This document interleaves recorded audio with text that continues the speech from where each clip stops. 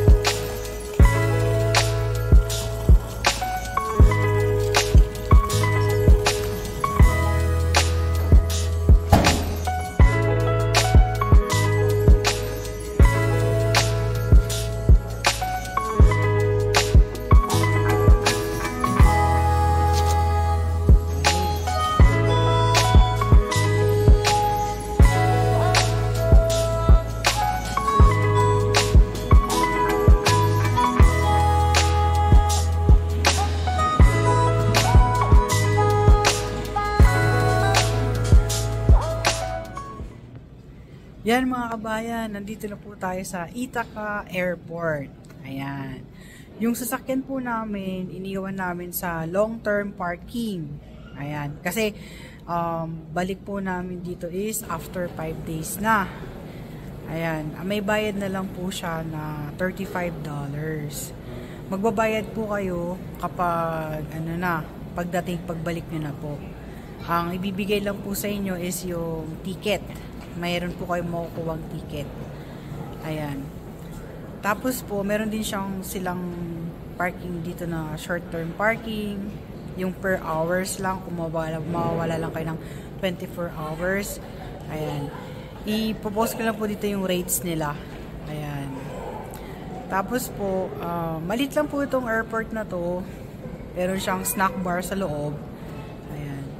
Pagpasok nyo po, nandun na yung sa ticketing area. May mga kiosk din po para kung wala naman kayong check-in baggage, ipiprint out nyo na lang yung boarding pass nyo doon. Ayan. Kailangan nyo lang magdala ng ID or ng passport. I-scan nyo and then ipiprint out na nila yung boarding pass nyo. Ayan. Tapos pagkatapos nyo po doon sa ticketing area, dumiretso na kami doon sa sa X-ray. Ayan. Paglabas sa X-ray, doon na rin po yung mga gates nila. Tapos meron silang snack bar doon. Papakita ko po sa inyo. Yan, ito po yung bilhan nila ng food. Tapos meron din sila dito mga vending machine. Diyan yung waiting area. Yung mga tinda.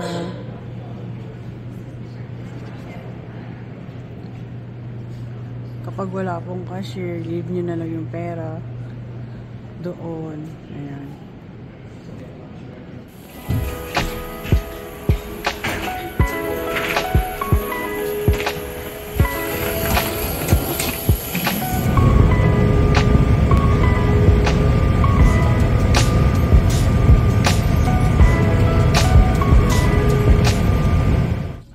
Yan mga kabayan, nandito na po kami sa JFK Airport.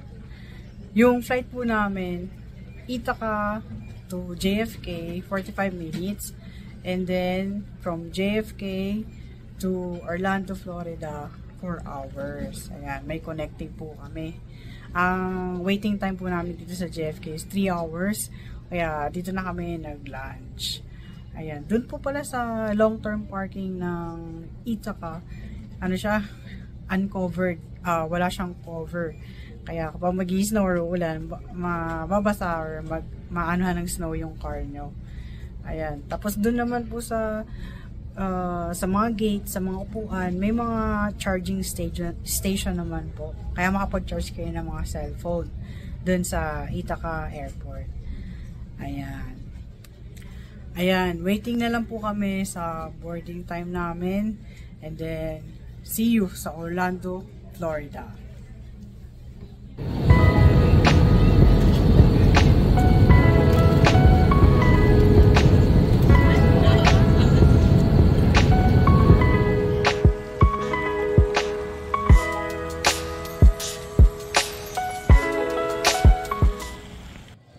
Hello mga kabayan! Ayan, nandito na po tayo sa Orlando, Florida. Ayan, dito po kami nag-check-in sa Wyndham Orlando Resort.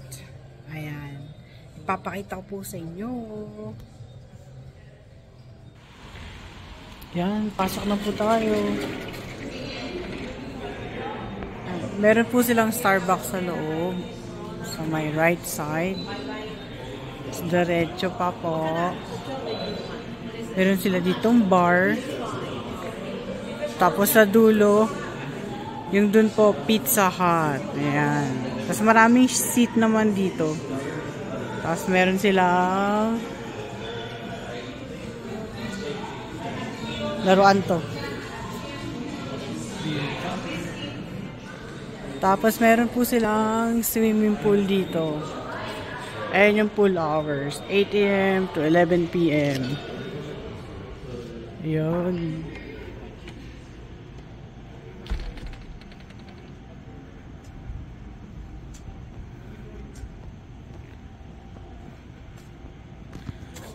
Maximum depth.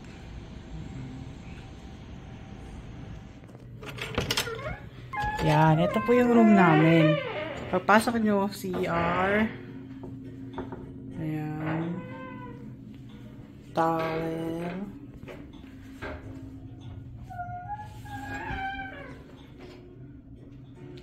Ayan.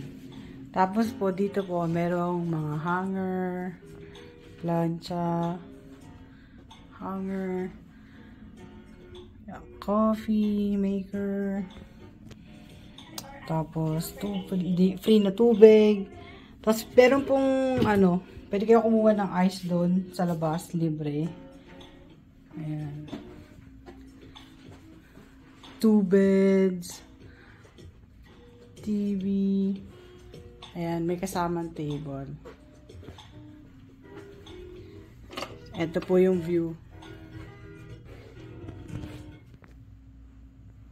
Ayan, marami naman po ditong socket para kung marami kayong gadget na i-charge. Dito din sa ilalim. Yan, meron. Tapos meron din po sila dito ref. Ayan.